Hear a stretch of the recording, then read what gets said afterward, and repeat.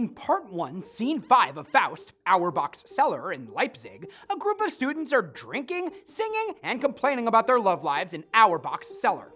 They notice two strangers enter, Faust and Mephistopheles. Mephistopheles invites the students to join him in Faust. With his jokes and songs, Mephistopheles quickly becomes the life of the party.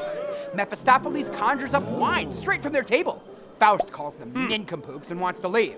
One of the students spills some wine, and it bursts into flame.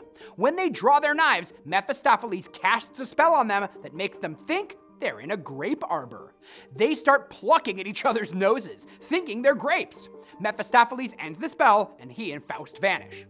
In Part 1, Scene 6, Witch's Kitchen, Faust and Mephistopheles arrive at a witch's house to get a potion that will make Faust young again. The witch isn't at home, but a family of marmosets is there. One is at the fire, stirring a cauldron of soup.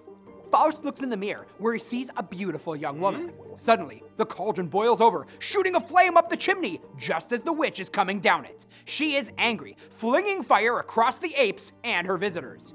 Mephistopheles has to identify himself. He asks her to get Faust a goblet of her famous liquor. She makes a show of casting her spell, which Faust finds ridiculous and unconvincing, but he drinks a bowl of her brew. Mephistopheles says they have to make sure the potion works. Mephistopheles is the star of the scene in Auerbach's cellar.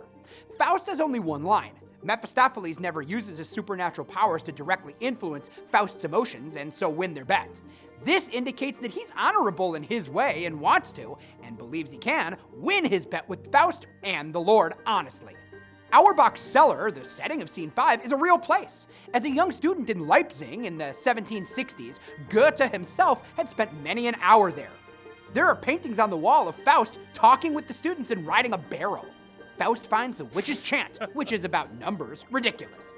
But Mephistopheles says he knows the book. It's all like that. He goes on to say a thoroughgoing paradox bemuses fools and wise men equally, and gives the example of 3 in 1 and 1 in 3, a reference to the Holy Trinity.